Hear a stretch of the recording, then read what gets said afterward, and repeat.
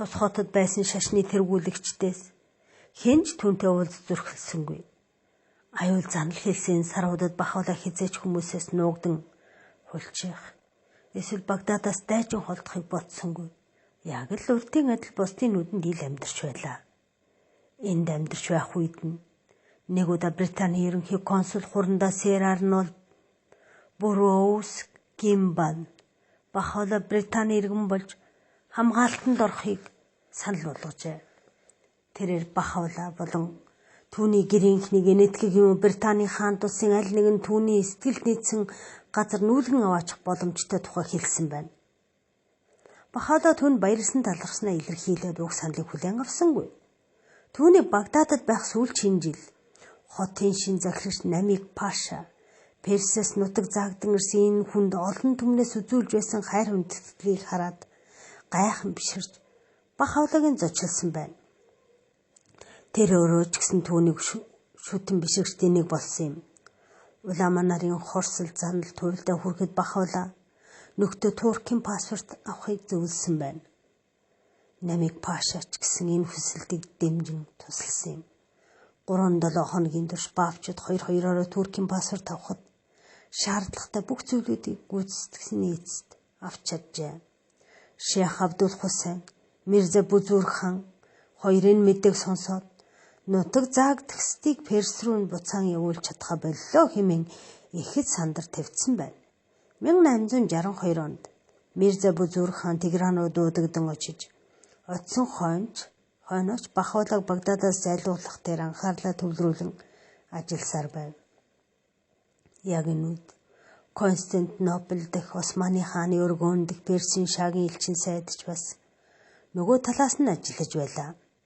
Бахаулагийн тухай хотын захирагч нараас ээлж дараалан ирүүлсэн тайлан мэдээллүүдийг уншин түүнийг бахтан биширсэн Султан Абдул Мажид Бахаулаг Багдадаас явуулахыг тууштай эсэргүүцэж байсан хэдий 1861 онд султанаас эцэслэж хаан ширээг Султан Абдул Азиз залгамжлан авчээ. Бахаулаг Багдадаас холдуулах гэсэн дарамт маш их байснаас шинэ султан сайд нар Намик Пашад Бахаулаг Константинополд урьж авчрахыг даалгажээ. Намик Паша энэ даалгаврыг биелүүлэхийг хүсээгүй учраас Туркийн тэргүүн визир 3 сарын турш нийт 5 удаа сануулга илгээсэн байна. Ингээд 1863 оны 3 дугаар сарын сүүлчээр Бахаулаа хотын захирагчийн албан өргөөнд ирж түүнтэй уулзахыг хүссэн захидал бүлээн авчээ. Бахаулаа өмнө нь хизээж тийш хөл тавьж байгаагүй болохоор ойролцоох сүмд уулзъя гэж хариу барьсан байна. Бахаулаа Иракт байх хугацаанд нэг ч удаа захиргааны өргөөнд очиж байгаагүй юм. Тэр үед Персийн цөллөгдөгчд Османы дарга тушаалтан хотын тэргүүн удирдагч нарт аятал засах зорилгоор тэдний гэрт очиж бараалхдаг уламжлалтай байжээ. Гэвч Бахаулаа хизээч ингэж байгаагүй юм. Захирагч түүний хүсэлтийг хүлээн авсан боловч эцсийн мөчид хэлснээсээ буцаж өөрийнхөө оронд орлогчоо явуулсан байна. Бахаулаа нэгэн залуу нөхрийнхөө хамт сүмд очиж түүнд Константинопол руу явах урилга өгчээ. Тэрээр урилгыг хүлээн авсан байна. Баавчууд энэ мэдээг сэтгэл догтлон хүлээн авлаа. Ялангуяа Бахаулаа ганцаараа гэрээсээ хүнгүй явах ёстойг сонсоод их уйтгарсан байна. Зарим хүмүүс түүнээс хагацхын оронд амиа хорлсон дээр гэж бодож байлаа. Харин Намик Паша түүнийг гэр бүл хэсэг анд нөхдөд дагуулan явна гэдэгт найдаж байгаагаа илдгээр илэрхийлжээ.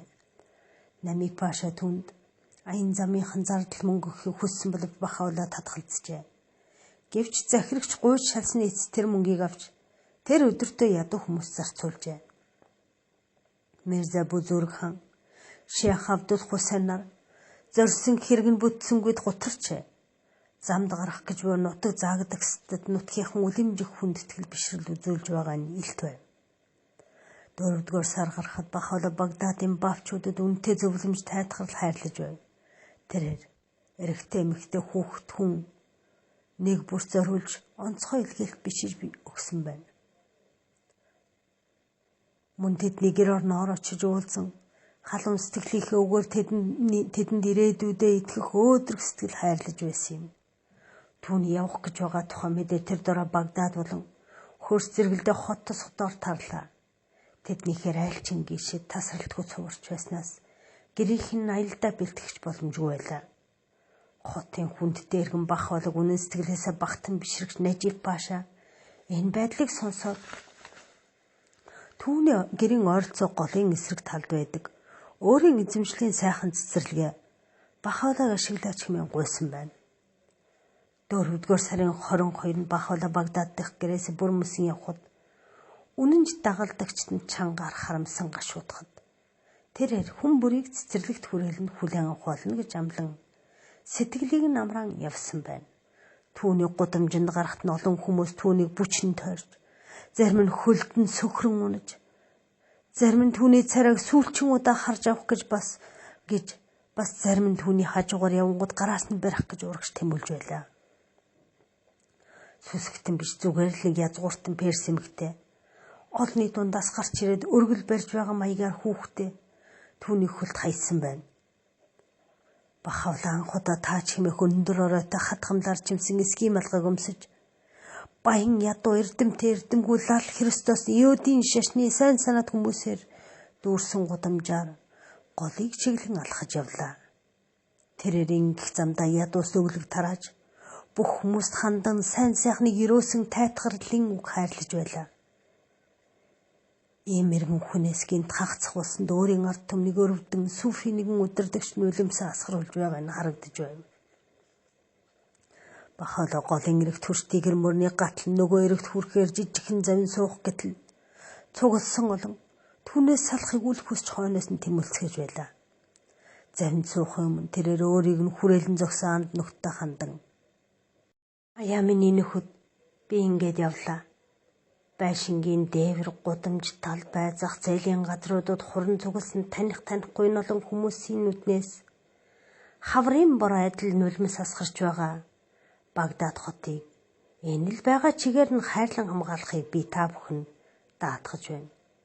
Түүний орсон суугчдын цээжинд бадамлан буу хайрын дөлийг өөрсдийн үйлс төрх хариншин гараа бүдгэрүүлэн унтраахгүй байх нь та бүхний үүрэг болоо хэмээн альджээ. 13 дугаар бүлэг тэр жилийн тэнгэрлэг хавар 3 хүн болох 18 настай Абдул Баха, 14 настай Мирза Мехди, 10 та Мухаммед Али болон бичээч Мирзага Жаниха хамт Бахаула түргэн урсгалт голыг гатлан заваар явлаа. Багдадад өрн хавар айлчлан ирсэн хамгийн сайхан үе байлаа. Удахгүй зуны тэсхийн аргагүй халуун үлрэл ирнэ. Харин одоо 4-р сарын сүүлчээр шууд жиргэн цэцэг нь авчирсан ахиалж анхлын сайхан өндөр нь хаваар нэг тарсан байлаа. Бахаулагийн нөхөд тэгэр мөрний зүүн эрэг дээрх Нажиб Пашагийн цэцэрлэгт Бахаулагийн өөрийнх нь майхан бусад 5-6 майхангийн хамт босгосон байлаа. Бахаулаг цэцэрлэгт ороход үдийн мөргөлийн дөө цэцэгтэр өнжөлөөгөр нэгэн цуурайтж байлаа. 1863 оны 4 сарын 22-нд Бахаула Нажиб Пашагийн цэцэрлэгт хүрэлцэн ирээд цөөн тооны хэсэг нөхдөө өөрийгөө баабын зөвгнөн хэлж байсан тэдний хүсэн хүлээж байсан ариун илж Бурханаас тунхаглах тэр хүмүүмэн гэж нээн зарлжээ. Ийм учраас Нажиб Пашагийн цэцэрлэгийг Ризваны цэцэрлэг буюу Диважингийн цэцэрлэг гэж нэрлсэн бөгөөд энд Бахаулагийн нөхдийнхөө хамт өнгөрүүлсэн 12 өдрийг Ризваны наадам хэмээн нэрлэж үүнийг Бахан жилийн хамгийн ариун үе гэж тэмдэглэх болсон юм. Энэхүү гайхамшигтай тунхаглалыг өөрийн нүдээр харсан гэрч хүнээс үлдсэн ямар нэгэн дурсамж байдаггүй боловч энэхүү сэтгэлийг хөдөлгөж баясгалан өдрүүдийн тухай Бахаула бидэнд Ризваны илгээлттэй энэхүү туурин үлдээсэн байдаг үлээ. Энэ бол Бурхны үнэн шадар зарц нар дахин нэгдэхийн амьдрал хайрлагч ард шангууснаас хувь хүртсэн өдөр. Түүнд ойр тогсод үхэлгүй мөнхийн зөөлөн урсах гол мөрний уснаа сууж түүний эвнэгдэлд итгэгсэд хамаг бүхний нэн өндөрлөг бөгөөд сүүлчийн төгсгөл болсон. Түүнийг танин мэдснээр Түүний ах хуйн дарснаас уух болсон өдөр юм. Хамгаас хайрт ирлээ. Баруун гартаа тэрээр өөрийн алдар нарийн нуугдмал дарсыг барьсан байна. Түүнд хандаж өөрийн хуйг хүртэж Бурхны шинж тэмдгийг нээгч таныг магтан дуулъя гэж дуулсан хүмүүн аз жаргалтай болоо. Бүхнээс хүчрэг Бурхны буйнаар үзв. Нуугдмал байсан бүх үнний хүчээр илэрч тодорлоо. Бурхны бүх хил буян шиг түүнээд сэвэлийн бэлэг тэмдэг болон илгээгдсэн юм. Ашид мөнхийн амьдралын аршаан ус бүхлээрээ хүмүүс хүртээлтэй боллоо. Түүгээр дүүргэсэн тагш бүрээр хамгаас хайртын утраар тойруулан хамаг бүхнийг дайлж байна. Нэг хэн богино хоромч гэсэн түүнд ойртож буалгуурл. Дараалсан бүтэн 12 хоногийн турш найз нөхөд бишрэн шүтгч сайныг хүссэн олон түмэн хүмүүс өдөр болгон хотоос тасралтгүй цувсаар байлаа. Бахалаа өдөр бүр нөхдөө цуглуулж уулзан оройдоо Багдадад төрөл садангүй хідээс бусдыг нь явуулдаг байв. Багдад дахь Бахалагийн ар гэр болон Бабийн өөр нэгэн дагалдагчдын гэрээс нь өдөр болгон хоол унд тэдэнд явуулдаг байжээ. Хаврын урхан салхи өдөр шөнөгүй сэвэлзэж нөхд нь Бахалагийн майхныг хийсэхгүй тул уян дээр нь өдөр шөнөгүй манаж суудаг байсан. Тэр өдрүүдийн тухай Набил дурсан. Өглөө болгон үр цайхын алдад цэцэрлэгч сар найздгийн багцаар нь түн авчираад түүний адислалт асрын гол тавьдаг байлаа. Бахалагийн бараанд өглөөний цагаар уухаар майханд нь тойрон суусан нөхдөнч биенээ олж харахааргүй тийм том цэцгийн баглаа байдагсан. Бахалаа өглөө болгон тэдгээр сар найзгүүдээс өөрийн гараар суглан авч хотод би араб перс нөхдөөлгөөхөр хүн явуулдаг байсан юм гэж бичсэн байна.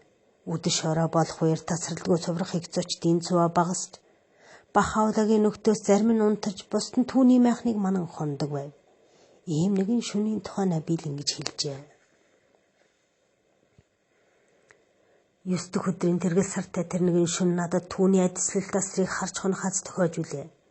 Шөнө дунд үед би түүнийг майхнасаа гарan унтаж байсан нөхдийнхөө хажуугаар өнгөрч сэтгэхийн өргөн чөлөөгөөр наасаа шалахыг сарны гэрэлд олж үзсэн юм. Тал бүрээс уянгалаг халтан гурвал дандуу их чанга байснаас зөвхөн түүний дэргэд байсан хүмүүс л түүний дөө сайн сонсохоор байв. Тэрээр хэсэг алхаснаа өргөн чөлөөний гол зогсон эдгээр гургалтай дууг сонсогдсон. Тэд сарнайн цэцгэнд үнэнгүй хайртай учраас өчийн бүрэн хийгээс үүр цайтал унтахыг үл мэдэн бишрэл хайрынхаа голомт болсон зүйлдээ зориулан дуугаа өргөн жиргэж байгааг нь хараад гэтэл яагаад хайртынхаа сар найдлага гоо сайхан дурлагч хэмээн өөртөө тунхаглагч тэр хүмүүс унтаж ядаж байна гэж хэлж үлээ. Дараалсан 3 шөнийн турш би түүний адислалт асрыг харуулдан тойрсон юм.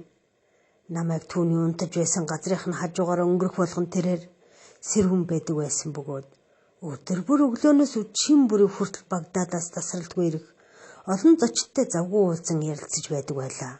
Түүний ганц чулуу худлыг хэлж байхыг би ер сонсоогүй билээ. Нэгэн удаа захирч намайг паша цэцэрлэг тэрээр Бахалаатай уулзан айс аялд нь хэрэгтэй зүйл байвал туслах хүсэлтэд илэрхийлэхээр ирсэн ажээ. Мөн болсон явдлыг уучлан өшөөхийг гуйжээ. Харин Бахалаа аяллаа бүх зүйл бэлэн болсон гэж намайг пашад батлан хэлсэн байна. Захирч түүнд заавал туслах ёстой хэмээн шаардахад миний нөхдөд элгсэг дотно харьцан харж хандаарай гэж хүссэн байна. Намайг паша хүсэлтийг ёсоор болгохо батлан хэлээд Багдадаас Константинопол хот хүртэлх замын дагуу орших хот суйрангуудын Османы захирагчдад хандан Бахалаа болон түүний нөхдийг хэрэгцээтэй зүйлээр нь ханхыг хүссэн загтал бичжээ. Түүний аялагчдыг Константинопол хүртэл дагалдан явах тушаалдаг хүн даалган өгсөн байна. Бахалаа Ереваны цэцэрлэг хэрэгснээс хойш 9 дэх өдөр гэрийнх нь аяллаа бэлтгэлээ базааж дуусгаад түүнтэй нэгдэхэр цэцэрлэг тэрсэн бөгөөд 12 дахь өдөр нь тэд бүгд замд гарахаар боллоо. Ингээд тавлсан өдрийн өглөө Бахалагийн үгийг сонсож дөрийг нь сүүлчийн удаа харах боломжийг алдахгүй гэсэн олон түмэн голыг гатлан цувран ирлээ. Илтгэнд ачаага ачхад хамаг цаг авснаас үд хивээсэн хойно тэд сая л нэг хөдлөхөд бэлэн болжээ. Бахалагийн ихэнх нөхөд явган явж хүүхэд эмэгтэйчүүдэд онцлогоотой ачаан дээр суулгасан байна. Бахаулагийн нүхтний хэд хичээн хайсны эц түүнд буурлаа зургуулж ирсэн байна. Бахаула Багдадад байх урт хугацааны турш зөвхөн лууслуунж байсан бол одоо өндөргөгчийн таж өмссөн сайхан морин моринд гарамгай сайн эд хава харуулан өөрийг нь алсын замд үтгэр ирсэн олонтой найрсаг дотноор салахс гүйцэтгэсэн юм. Үдээс хойш мөргөл дуудсан хонхны чимээ цэцэгт гудамжаар тархан цуурайтах үеэр Бахаула үзэгсэн цэцэрлэгээс явлаа. Түүний мориныхон тоос нь сөхрөн мөргөж, туурайг нь үнсхийг хичээсэн томгүй олон хүнээс гадна бас зарим нь дөрөвг нь тэрхийг хүсэн урагш тэмүүлж байлаа гэж набийлгчээ. Хүмүүс ихэд гашууд нь шаналснаас бие барьж чадахгүй уйлан хайлж байлаа. Тэдний зарим нь мориных нь хөл твтэж үлээ. Бахаула яван явта бусдын сэтгэлийг тайтгаруулсаар Багдадаас инхүү хөдөлсөн юм. Тэрээр анх Багдадад нутаг заагдсан цөллөгтөгчөөр ирсэн бол одоо хаа мэд сүр жавхлантайгаар энэ хотыг орхин явсан юм. Дөрөвдүгээр бүлэг ялгуулсан аялал. Бахаула гэр бүл найз нөхдөйгөө хамт Багдадаас сүр жавхлантайгаар яваад хойд зүгт 3 бэрийн зайтай орших Фиражат гэдэг газар хүрэлцэн иржээ. Тэд Мирза хүмүүсийг Багдад дахь ажлаа зохион байгуулж ачаагаа хөдөлж дуусгаад ирэхийг нь хүлээн тэндэд олохножээ. Бахаула Фиражатад байхдаа үзэгсэн цэцэрлэг дотор гоёмсог ордон байсан бөгөөд Багдадаас түүнээс хагасхыг хүсээгүй хүмүүс түүнд бараалахаар сувсаар байлаа. Мирза Мусаг хэрэгэ бүтээгээд ирэнгүүд аялагчид Константинопол хотыг зорин тэгэр мөрний зүүн эргийг даган олон эзэнт гүрний байлдан дайцсан эртний замаар яв. Цуванд 50 луус 7 хос бүхээг болгон 4 ширх шүхэртэй байжээ. Албаны дагалдан явагсад нь 10 морьтон цэрэг ба цэргийн занг даргаас бүрдэж байсан юм.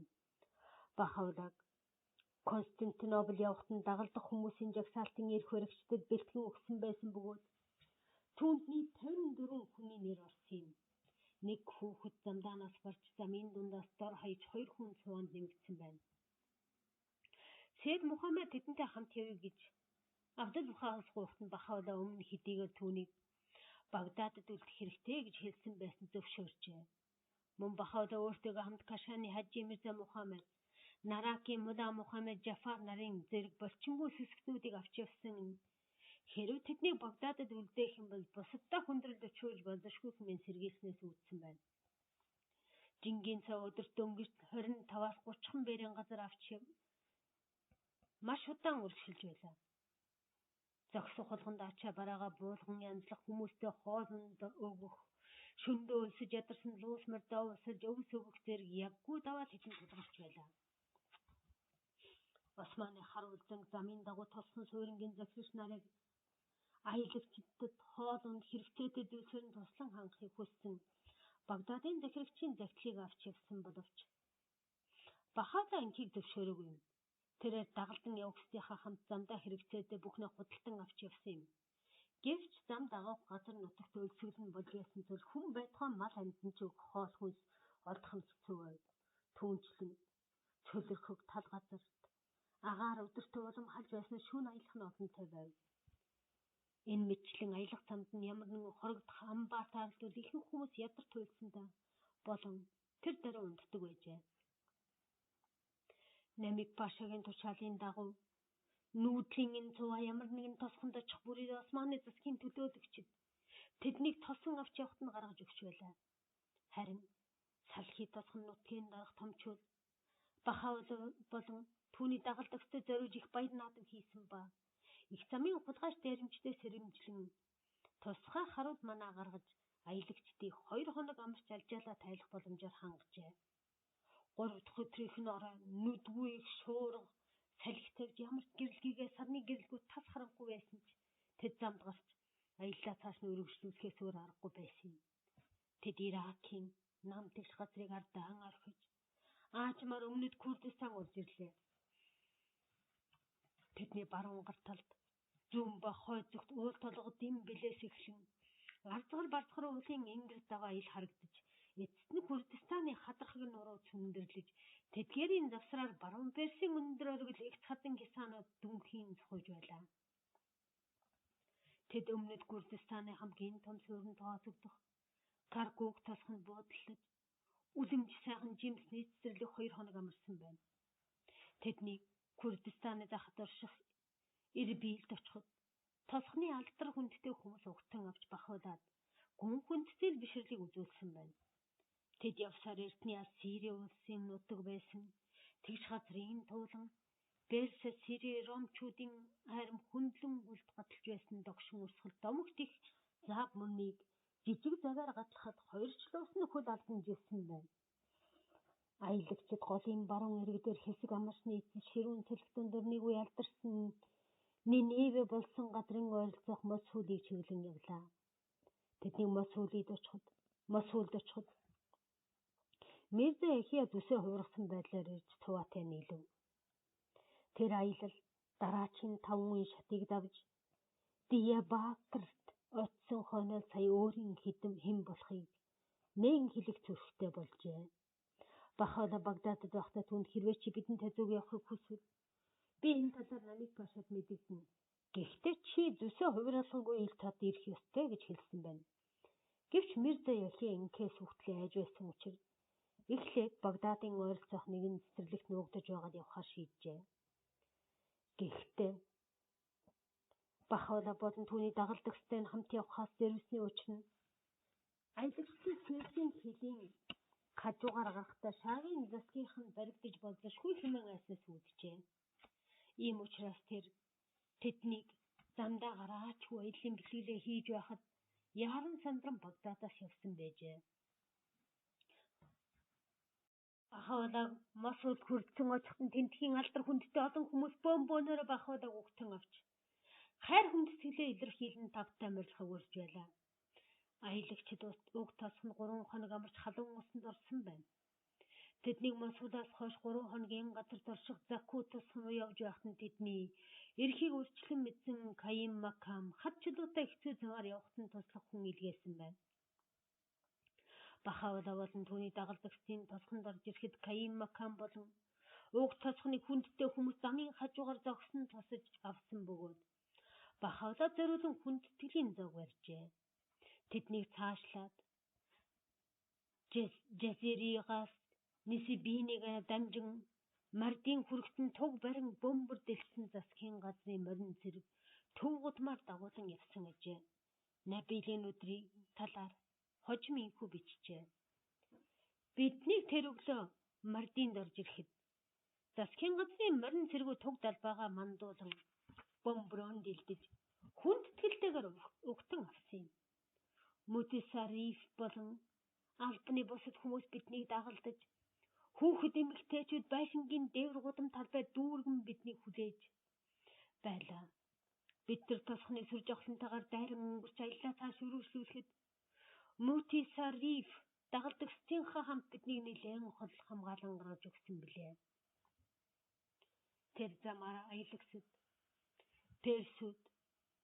Тэр замаар аялдаг персүүд тун цөөхөн байсан тул Бахаалаа болон түүний хамт явагчд нь тийм их хүндэтгэл үзүүлсэн нь үнэхээр гайхалтай юм.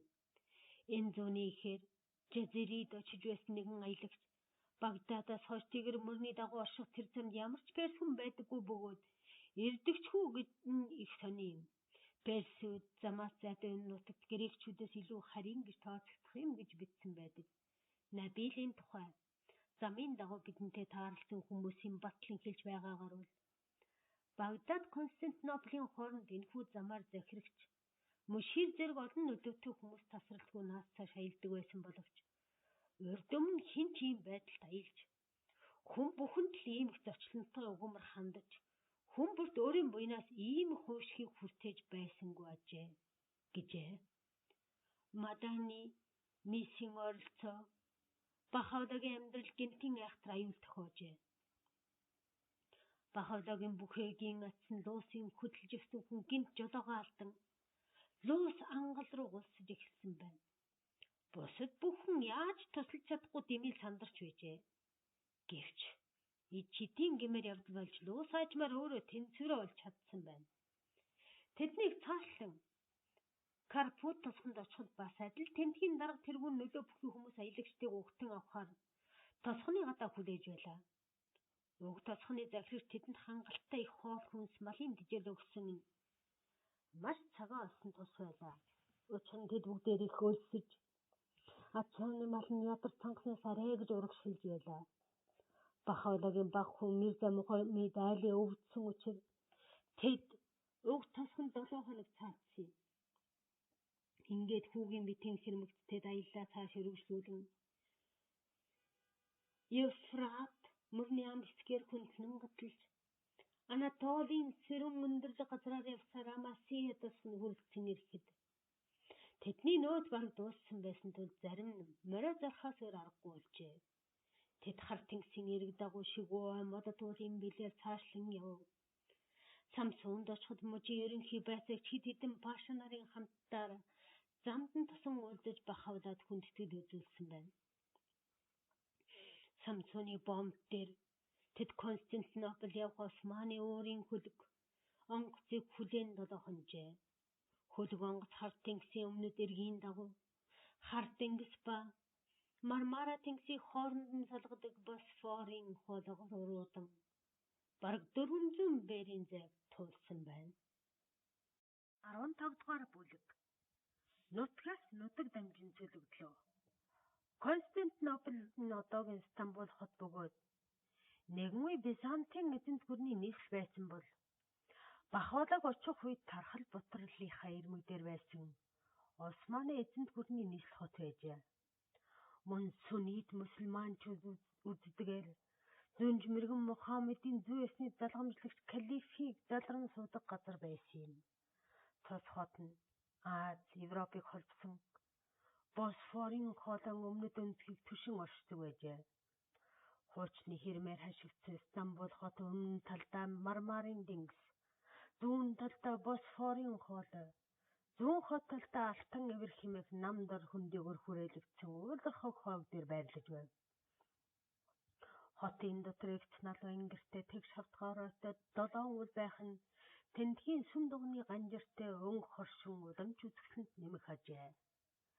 Хотын их газар тал 1452 оны Осман туркчуудын нураасан эртний Византын хотын хэрмээ үлдэгдэл хിവэр байлаа.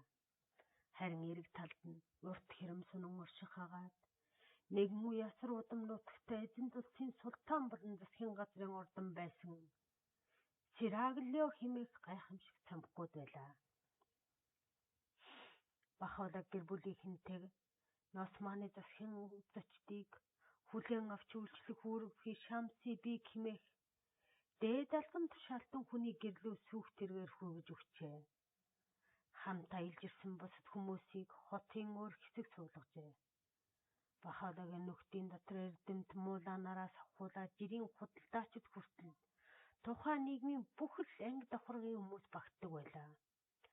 Урд нийт баялаг эрх мэдлийн эзэд байсан хүмүүс одоо Бахавлагийн гэр орны ажилд тусалж доод зарцын адил үйлчлэх завшаан олдсон туйлын их баярлдаг байжээ. Шамсибиг чадах бүхнийг хийсэн боловч түүний байшин Бахавлагийн гэр бүлийг бүхэлд нь багтаах зайгүй байлаа. Бахавлаг ирснээ маргааш Османы хааны өргөөнд Персийн элчин сайд Хажи Мирза Хусейн хан Бахавлаад бараалхаж чин сэтгэлийн мэндчилгээг нь уламжлахыг хүсч өөрийн төлөөлөгчийг илгээжээ. Элчин сайдыг Бахавлагийн эсрэгийг зэвүүцлийн өдөөнд төрхөж улмаар түүнийг төлөх илүү хүнд шийтгэл ногдуулахын төлөө хөөцөлдгөж өөрийнх нь засгийн газраас байнга дарамтлагдаг байжээ. Хотын нэртэй хүмүүс бас зарим албаны хүмүүс Бахавлаад хүндэтгэл илэрхийлэн бараалхсан байна. Гэвч Бахавлаа энэ бүх хүмүүс хариу бараалхсангүй бөгөөд Тарвийн түгээмэл ёсыг даган нөлөөгийн хүмүүс бараалхаж аятал засахыг хичээгүйгүн зэрэгцээ. Османы эсвэл Персийн засгийн газрын шүүмжлэн уушаасангүй. Харин тэрээр зөвхөн сүм нийтийн халуун ус Дүү Мирза Мусагийн руугаа л явдаг байжээ. Энэ бол маш ховор тохиолдол байлаа. Учир нь тэр үед Константинопол хотод Персээс нутаг заагдсан хунтайч язгууртнууд олон байсан ба тэд өөрсдийн янз бүрийн явуулгадаа дэмжлэг авах тэтгэлгээ нэмэгдүүлэхийн төлөө засгийн эрх баригчдад бялдуурчлан аятал зассан хүмүүс ээжээ. Зочдын зарим нь Бахавлаг Османы гадаад хэргийн сайдтай уулзаж дараа нь тэргүүн үзээрт бараалах Тэгвэл тэргүүн визир бүр султаантай уулзаж чадах нь магадгүй санд болгосон бахаудаа инхүү хариулсан гэдэг. Надад тэднээс тулсамж гуйх ямар ч хүсэл алга. Би энэ султааны зэрлэгээр ирсэн бөгөөд цааш тэр юу гэж тушаана? Би бас л түүнийг нь дагах болно. Миний хэрэг бол тэдний ертөнцөөс хаах бол асар ангид зүйл учраа. Би юунд тэднийг эрэлхийлэх билээ? Бахаула уг хотод ирснийхээ дараахан туйрвсан нэгэн илгээлт бичгтээ өөрийн уулзсан засгийн газрын албаны хүмүүс сэтгэл дундуур байснаа илэрхийлсэн байдаг. Түүнийг хотод ирэхэд тэдний үзүүлсэн зочломтгой айл бол зөвхөн л хэлбэр зэгтдий байсан бөгөөд тэд бүгд мөс шиг хүйтэн өгсөн модчиг амьгүй байсан гэж тэрээр бичсэн байдаг. Бахаула хожим Адрианополд байхдаа анх Константинопол хотод ирсэн сэтгэлээ илэрхийлсэн байдаг. Бид хотод хүрэлцэн ирээд хотын захирагч Ахмад нар хамтран цугларч шавраар наадан тоглодог хүүхэд багчууд лугаа адил байхыг олж харав. Бидэнд зааж айлдсан бурхны үннийг биднээс хүлээн авахд боловсрсон. Бидний мэрэгэн ухааны гайхамшиг зүгсийг ойлгоход бэлэн болсон хэнийг ч олж хараагүй лээ. Бидний дотоод мэлбий тэдний нүгэлгэн өөртөө зориул бүтээсэн бүхнийг үлээ ошоож бууг нь харан өрөвдөн уйлсан билээ. Цөллөгдөгчд Шамсибигийн гэрч хагцалд нэг сар амьдарсны Турк маягийн усан цантай цэргэр томт цэрлэгтэй 3 давхар байранд нүүж орлоо. Мөн тэдэнд ойр зуурын ажил, хүнсний зүйл цуглуулах ажилтан туслуулахар Христосын шашинтан 2 хүнийг зарцуулган өгч тэр 2 хашаан дотор майхан амьдардаг байв. Шамсибиг ч гэсэн өглөө болгон өөрийн бие хүрэлцэн ирж ямар нэгэн тусламж хэрэгтэйсгийг асуудаг байжээ. Нутаг заагдагсад уран зүүнний улирал дуусч хүүтний амнаашлахад Иракаас шалгамдаа өөр цаг агаар зөгцөх ёстой болов. Европ Орсын том мөрнүүд хар тэнгис хүүтэн усаа цутгсан газар дундын дэнгисийн халуун бүлээн устай холилдсноор өвлийн цаг хүүтэн бороо саарламан бүрхэг сэрүүн агаарыг авчирдаг нь нарлаг цэлмэг Иракаас огтөр байжээ.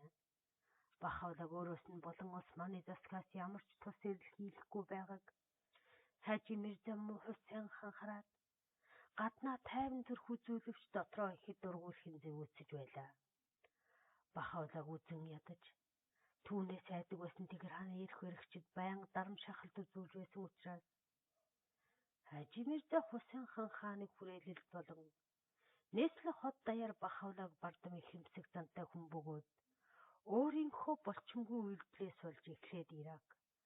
Одоо Константинопол төлөвлөгдөн нутаг заагдах болсон юм гэж цуурхлыг хотод тараажээ. Үүний үрээр хотын эрх мэдлтнүүдийн Бахаулад хандах хандлагаар өөрчлөгдөж тэд түнд дургуутах болсон байна. Тэр хүн Бахаулаг гэр бүл хамтран төлөвлөгдөгчдийнхээ хамт Адрианополь руу явуулсан султааны зэрлэгийг өргөн барьжээ. Ингээд уг зарилгыг даруй түргэн биелүүлэх ёстой хэлэн тушаалыг гүйцэтгэх ямар нэгэн арга хэмжээ авсан эсхийг 3 хоногийн дараа ир шалгана гэжээ. Бахаула тэр өдрөө султаныг ятхан Бахаулаг цөлөн нутаг заах зөвшөөрлөг авсан тэргүүн визир Али Паша гадаад хэргийн сайд Фуад Паша нарт хандсан илгээлтчиг туйрвсан байна. Шамсибиг маргааш өглөө Али Пашад би түмжилсэн духтуутай уг илгээлтчгийг аваачиж өгчээ. Шамсибиг хожим Мирза Мусидийн тухай тэр загтал чухам юу гэсэн байсныг би мэдэхгүй юм. Харин тэргүүн визир түүнийг уншингуудаа царайн зэвхий дан яг л өгсөн хүн шиг болоод хаадын хаан дорд зарт хаанда зарилгатуушаал өгч хийсэн үйлдэлийг нь буруушааж байгаатай адил байна гэж хэлэхдээ надад түүний хажууд байхад туйлын өрөвдмөр хэцүү байсан тул би хурдхан шиг гарч удаж үлээ гэж хэлсэн байна. Харамсалтай нь энэ илгээлтчиг хадгалагдсан үлдээгүй билээ. Гэхдээ Бахаула түүндээ өөрийг нь ахин нутаг заан зүлэг шийдвэрийг гаргасан тэргүүн визирийг буруушаасан гэдэг нь тодорхой. Илгээлт бичгийг тэр хүн визээр хэрхэн хүлээж авсан тухай бахуулаад ирсэн тэрээр түүний агуулгатай танилцсныхаа дараа султааны сайд нараас бидний эсрэг авсан ямар ч арга хэмжээг зөвтгөх юм гэнэ үү? Харин түүнийг уншихаасаа өмнө үйлдсэн үйлдэлүүдийг нь хэрхэн зөвтгөж болохгүй билээ гэж хэлсэн ажээ. Тэр үед Константинопол болсон явдлыг нүдээр үзсэн Ширазаас ирсэн баабын дагалдагч Агарида хожим тусан хэлэхдээ Бахаула хамт байсан бүх хүмүүсээ энэхүү гутамшиг төлөвлөгөөг хүлээн зөвшөөрөхийн эсрэг хатуу зогсох хэрэгтэй хэмээн зоригжуул байсан гэжээ. Тэдэнд ямар ч буруу юм хийгээгүй гэж Бахаула тэдэнд батлан хэлж байлаа. Тэд засгийн газрын урилгаар Константинополд ирсэн. Гэтэл одоо болохоор ямар шалтгаангүйгээр Османы эзэнт улсын алт хязгаар руу хөөж байгаа нь хуумгай асуудал юм. Иймээс тэд амь насаа өргөн барихаас өөр илүү тохиромжтой цаг байхгүй хэмээжээ. Агарида яг тэр үед бид бүгдээрээ тэрхүү өндөр бодих утгийг олох юмсан гэж туйлын их баяр хөөр. Үнэн ч сэтгэл өөртөө могоорсон ангижрлаар хүсн тэмүүлж байсан билээ. Бид амь насаа өргөхийг баяр хөөртэйгээр хүлээн байлаа гэж хэлсэн байдаг. Гэвч энэ үед Мирза Яхья Сүйд Мухаммед Хажи Мирза Ахмад Икашаны нар эхнэр хүүхдүүд нь өөрсдийг нь үгүйд хэцүүднэ гэж говьшин гуйсан байна. Уг хүсэлт нь бүтгээ болмогц амиа арга зах арга боловсрууд нь төлөвлөжээ. Бахаула энэ бүхнийг хараад цөллөгдөх тушаалыг хэдий дургүй байсан ч хүлээн авсан байна. Бахаула гинэн цайлхан биднийг тэд урьж авчираад ус хонзон харгас хатуугаар хандсан билээ. Хэрв тэр үед бид сөөхүлээ хэдий ч амиа золиослохоор эвслэн болсон бол үүний үр нөлөө Бурхны бүхэл ертөнц даяар мэдрэгдэх байсан юм.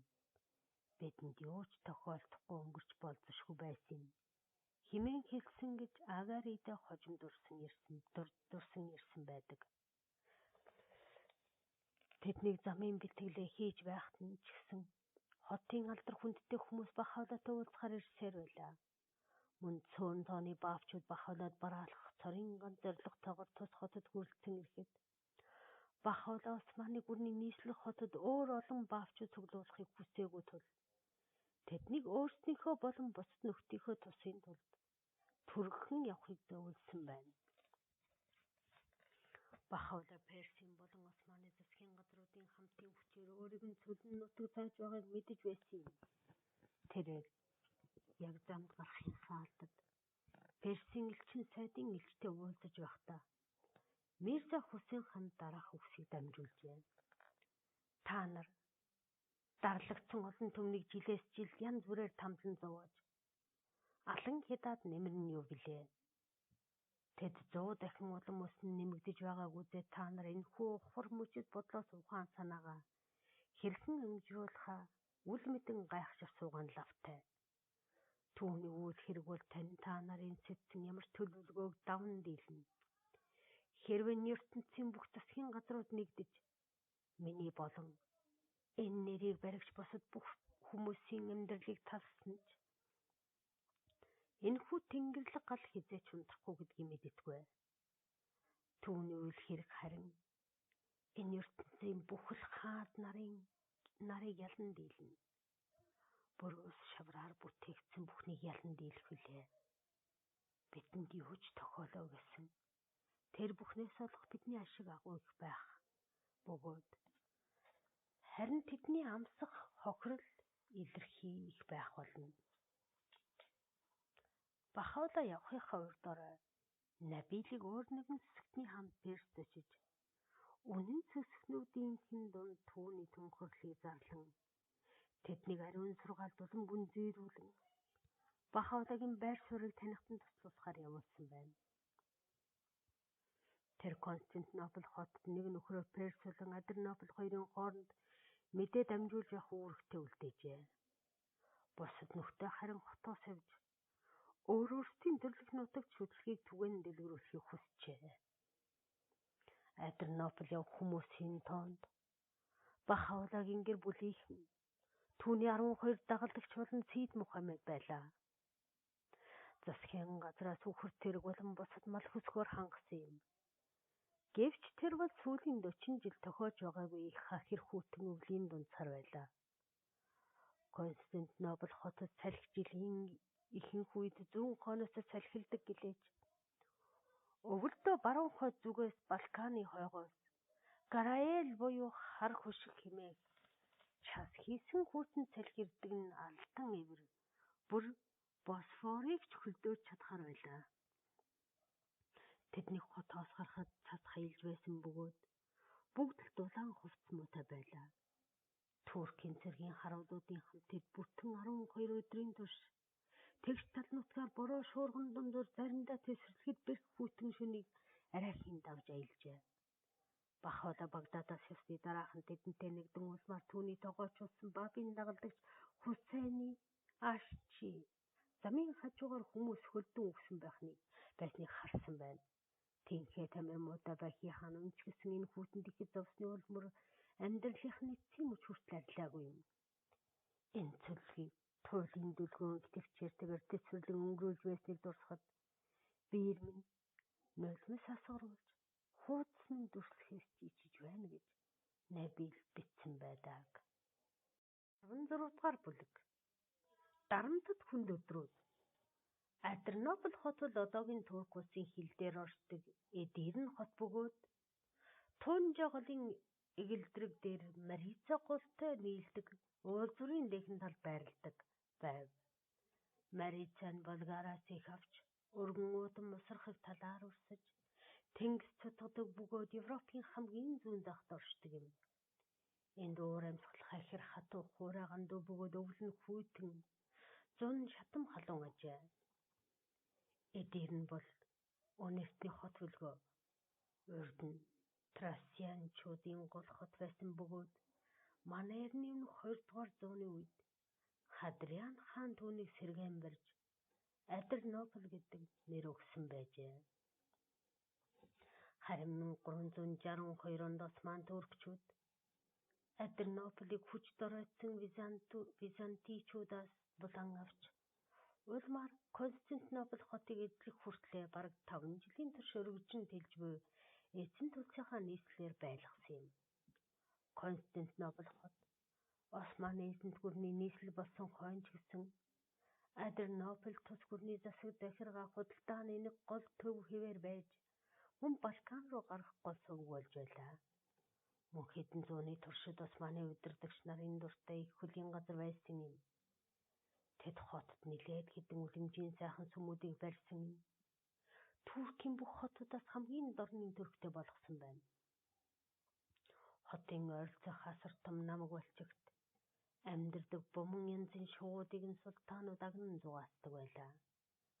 Зун энд халуун живсэн нийслийг бодвол гайгүй байсан учраас өнгөрсөн зуунуудад хааны засгийн газар заримдаа бүхлээрээ Адернополд ирж зусдаг байлаа. Бахаулаг Адернополд хүргэгдэн ирэхэд тус хот 1828-аас 1829 онд Оросын эзэн төрөмгийлд өртөж зүдэрснээс султаануудын дуртай газар байх нэгэнт болсон байв. Энэ үед хотын нийт хүн ам 100,000 орчим байсан ба Бахаула уг хотыг алслагдсан шорон гямсантай зүйрлэн хаалнуудтай харшилтсан тэдгээрээс бусад хүмүүс ир очдоггүй газар хэмээн тодорхойлсон байдаг. Бахаулагийн их нутгаас хөөгдөн аялсан хамгийн хойд зүгийн хот нь энэ байлаа. Цаг агаар туйлын ширүүн байсан бөгөөд Адернополд өнгөрүүлсэн эхний жилүүдийн тэргүүл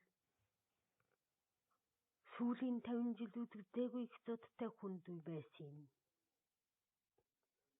Тэд хотод очиод эхний 3 өдөр 3 шөнийг замын тавдахгүй амбарт өнгөрүүлсэн байна. Үүний дараа Бахаулад хотын зүүн хот хэсэгт нэгэн байр олсонд тэрээр гэрийнхэнтэйгээ нүүн оржээ. Бусд нь амбарнд үлдэж Бахаулагийн гэрээс тэдэнд өдөр болгон хоол хүнсдөөдөг байлаа.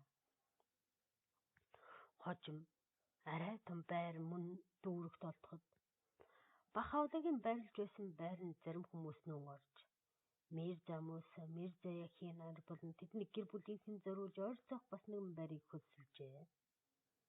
Тэр гурван байр анхнаасаа муу баригдсанаас гадна их хуучирч мууцсан тул цалхисэй гэж байлаа.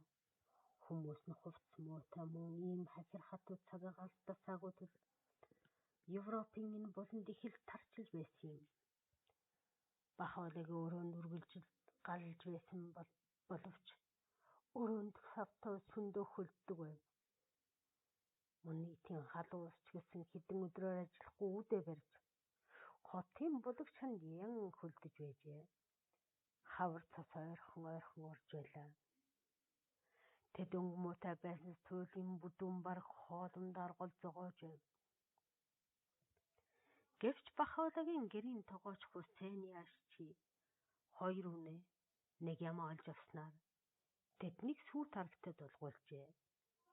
Энэ мэтлэн зовлон бэрхшээлийг байсан хэдиж Бахавлагийн нөхөд түүний ойролцоо байж түүнд үйлчлэн тусалж байгаадаа туйлын байртай байсан юм. Тэд зөвхөн түүний хажууд байж байнга түүнтэй уулздаг байжээ. Үүнээсөө тэдэнд юу ч хэрэггүй байв. Перс болон Османы засгийн газрууд хамтын хүчээр Бахавлагийн гутаа чадлаа гэж бодож байв. Тэрээр Константинопол захирагчийн хүндтэй зочин байсан бол харин энд ямар нэгэн албан ёсны ял тулгагдаагүй ч гэсэн хоригдл байлаа. Тэрээр хаяа нэг сүмд очихоос бусад эдгээрээс гардгүй байв. Бахавлагийн цэцэрлэгч ч юм уу эсвэл Мирза Мухаммед Кулигийн түрээслэн авсан усан үзмийн цэцэрлэг зугаалдаг байв. Хэдийгээр гадна талаас нь харахад түүний нөхцөл байдал тун хэцүү болсон ч тэрээр онгод хайрлал сэтгэлийг баясгах шидэд илгээсгэж хүүдээ энд үе олноор нь туйрвсан юм.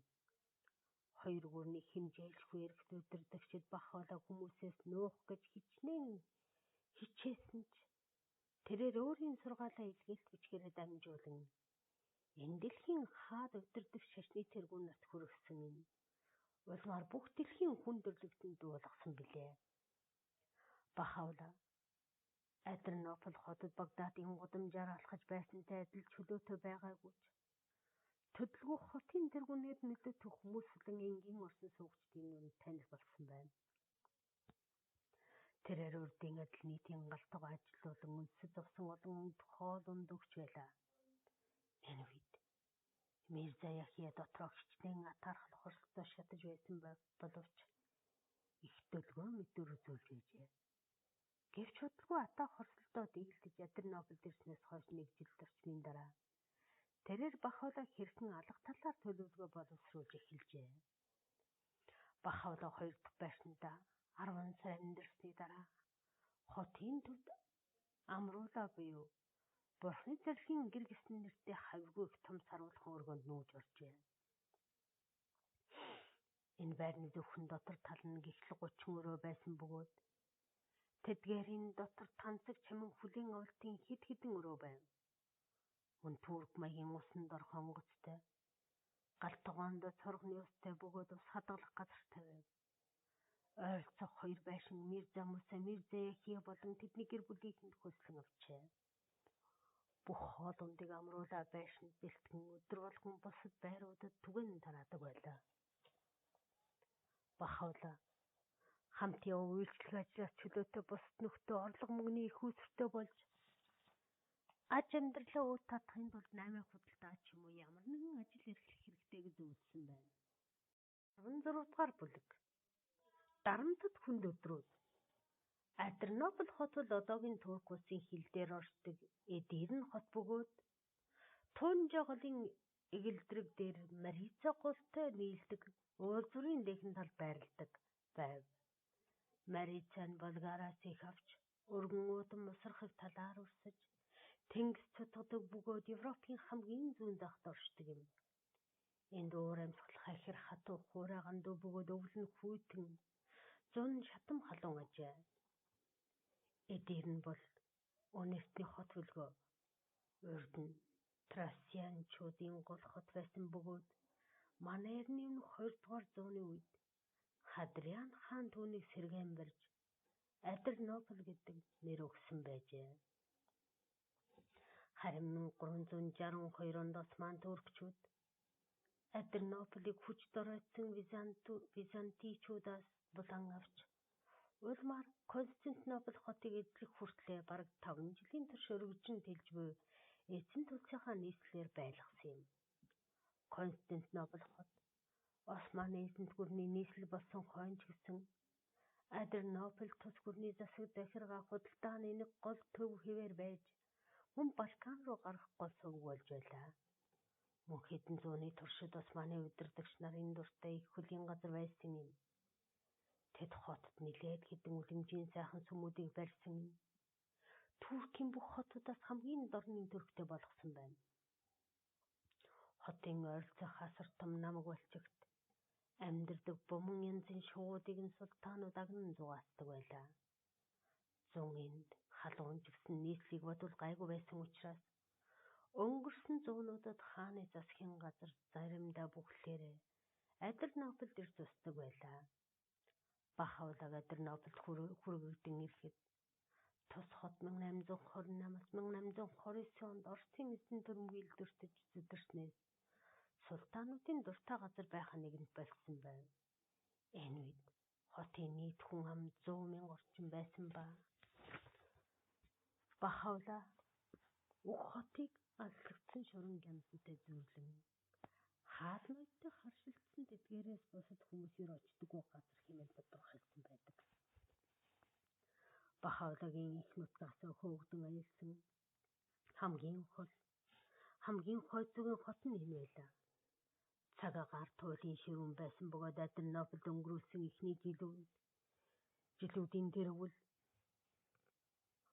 сүүлийн 50 жил үзэгдээгүй их зодтой хүнд үе байсан юм. Тэд хотод очиод эхний 3 өдөр 3 шөнийг замын тавтахгүй амбарт өнгөрүүлсэн байна. Үүний дараа Бахавлад хотын зүүн хот хэсэгт нэгэн байр олсонд тэрээр гэрийнхэнтэйгээ нүүн оржээ. Бусд нь амбарнд үлдэж Бахавлагийн гэрээс тэдэнд өдөр болгон хоол хүнс зөөдөг байлаа. Хожим арай том байр мөн дүүрэгт олдоход Бахавлагийн байрлаж байсан байранд зарим хүмүүс нүүн орж Мирза Муса, Мирза Яхин нар болон тэдний гэр бүлийнхэн зориулж ойрцоох бас нэгэн байрыг хөлсөлжээ. Тэр 3 байр анхнаасаа муу баригдсанаас гадна их хуучирч мууцсан тул салхисэй гэж байлаа. Хүмүүс нь хувцс муутай мөн ийм хахир хатуу цагааг алдасаагүй тул Европын энэ болонд их л тарчилж байсан юм. Бахавлагийн өрөөнд үргэлжил галж байсан боловч өрөөнд савтай сүндөө хөлддөг байв. Мөн нийтийн халуун усч гэсэн хэдэн өдрөөр ажиллахгүй үдэ барьж хотын булаг чанд ян хөлдөж байжээ. Хавар цас ойрхон орж байлаа. Тэд өнгө муутай байснаас туйлын бүдүүн бараг хоолндоор гол зогоож байв. Гэвч Бахавлагийн гэрийн тогооч Хусейны ашчи 2 үнэ нэг ямаа олж авснаар тэднийг сүү тарагтад дулгуулжээ. Энэ мэтлэн зовлон бэрхшээлик байсан хэдиж Бахавлагийн нөхөд түүний ойролцоо байж түүнд үйлчлэн тусалж байгаадаа туйлын баяртай байсан юм. Тэд зөвхөн түүний хажууд байж байнга түүнтэй уулздаг байжээ. Үүнээс өөр тэдэнд юу ч хэрэггүй байв. Перс болон Османы засгийн газрууд хамтын хүчээр Бахавлагийн хугутаа чадлаа гэж бодож байв. Тэрээр Константинопол захирагчийн хүндтэй зочин байсан бол харин энд ямар нэгэн албан ёсны ял тулгагдаагүй ч гэсэн хоригдл байлаа. Тэрээр хаяа нэг сүмд очихоос бусад үед гэрээс гардаггүй байв.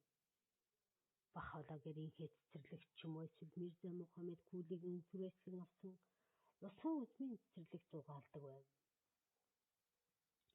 Хэдийгээр гадна талаас нь харахад түүний нөхцөл байдал тун хэцүү болсон ч тэрээр онгод хайрлал сэтгэлийг баясгах шидэд илгээлгэж хүүдээ энд үе олноор нь туйрсан юм.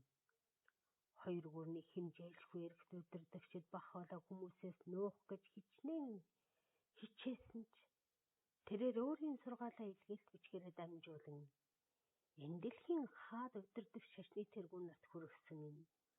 Улмаар бүх дэлхийн хүн төрлөختөнд дуулгасан билээ. Бах хоолой Адрианополь хотод Багдадын гудамжаар алхаж байсантай адил чөлөөтэй байгаагүй ч төдөлгөх хотын тэргүүнээр нөлөөтэй хүмүүс болон энгийн орсон суугчдын нүнд таних болсон байна. Тэрээр урдын адил нийтийн галтгоо ажилуулан үндэсэд зовсон олон хоол унд өгч байлаа. Энэ үед Мирза Яхия дотроо хичнээн атаархал хорсолцоо шатаж байсан боловч их дөлгөө мэдүр үзүүлж байжээ. Гэвч удалгүй атаа хорсолдоо дийлдэж Адрианополь ирснээс хойш нэг жил зарчмын дараа тэрээр бах хоолой хэрхэн алга талаар төлөвлөгөө боловсруулж эхэлжээ. Бах хоолой 2 дахь байшинда 10 сар амьдарсны дараа хотын төвд амруулаа буюу Бурхны зарлагын гэр гэсэн нэртэй хавьгүй их том саруулхан өргөнд нүүж оржээ. Энэ байрны зөвхөн дотор тал нь гихл 30 өрөө байсан бөгөөд тэдгээрийн дотор танцэг чамин хүлийн авалтын хэд хэдэн өрөө байв. Мөн турк маягийн усан дор хонгоцтой, галтгоонд цоргоны устай бөгөөд ус хадгалах газартай байв. Ойролцоох 2 байшин Мирза Муса, Мирза Яхия болон тэдний гэр бүлийнхэнд хөлслөн авчээ. Бүх хоол ундыг амруулаа байшинд бэлтгэн өдөр болгон бусад байруудад түгэн тараадаг байлаа. Бах хоолой хамт яваа үйлчлэг ажлаас чөлөөтэй бусад нөхдөө орлого мөнгөний их үүсвэртэй болж аж амьдралаа өөд татахын тулд 8 худалдаа ч юм уу ямар нэгэн ажил эрхлэх хэрэгтэй гэж зөвлөсөн байна.